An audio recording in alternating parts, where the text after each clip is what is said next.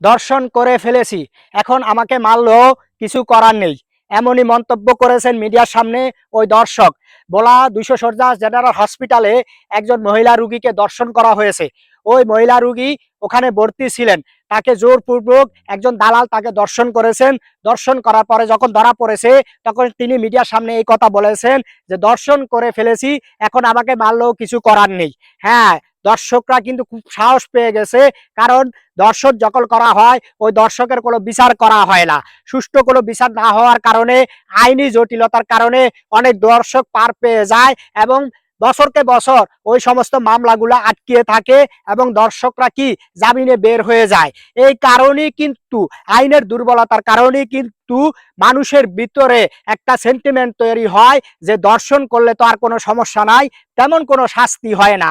আরে যখন এই দর্শক বলেছে যে মারলেও কিছু করার নাই, তাকে মারার কোনো দরকার নাই, ওই যে ফাঁসি দিতে যেহেতু আপনাদের এত সমস্যা, ওই মানবাধিকার সংগঠনের যত এতই সমস্যা, মানব অধিকার কর্মীরা তো চায় বাংলাদেশের মা বোনরা যেন ঘরে ঘরে দর্শন হয়, এই জিনিসটাই কিন্তু চায়। তারা কিন্তু মা বোনদেরকে কি করতে আছে, বাজারে পণ্য বানিয়ে ছাড়তে আছে মানব অধিকারের নামে।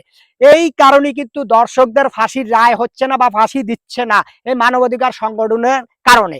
তো যাই হোক, এই দর্শক যেহেতু বলছে মারলেও কিছু করার নাই, মারণের কোনো দরকার নাই, তার টুনটুনিটা আর বিসি দুটা সেইসা দেখ পাকিস্তানের মতন, তাহলেই ঠিক হয়ে যাবে, অথবা টুনটুনিটা কেটে দেখ তাহলেই ঠিক হয়ে যাবে দর্শকদের দৌড়ে দৌড়ে। আর দর্শকদের যদি বিচার ঠিক মতন করতে পারে দুই একজন, তাহলে কিন্তু সব দর্শক সোজা হয়ে যাবে। দুই একজন দর্শকের টুনটুনিকে শেষে দিবে এবং কেটে দিবে, তাহলে কিন্তু দর্শকরা আর দর্শন করার সাহস পাবে না।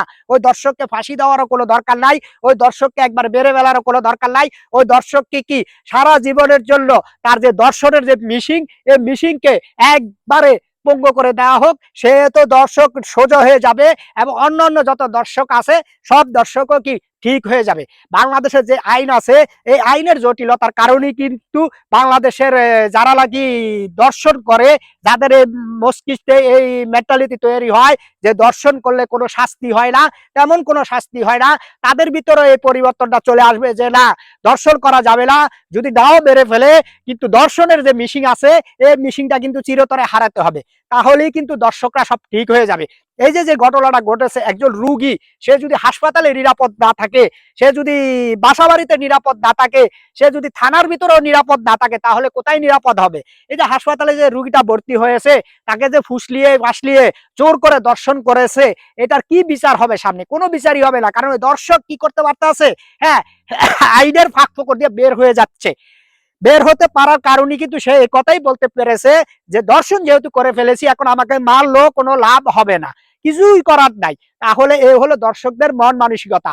আপনারা ভিডিওটা বেশি বেশি করে শেয়ার করে দেন, যাতে করে দর্শকরা আছে এই দর্শকরাও দেখতে পায় যে এই ইউটিউবাররা যে দর্শকদের বিপক্ষে কি বলতে আছে, যে টুনটুনি যা তাদের যে দর্শনের যে মেশিন, এই মেশিনকে চিরতনে হারানোর তাদেরও একটা ভয় থাকবে। সরকার যদি এই পদক্ষেপ নিতে পারে, আশা করা যায় কোনো মা বোন দর্শন হবে না, কোনো মা বোন নির্যাতিত হবে না। যাই হোক, ভিডিওটা এই পর্যন্তই, ভালো লাগলে শেয়ার করে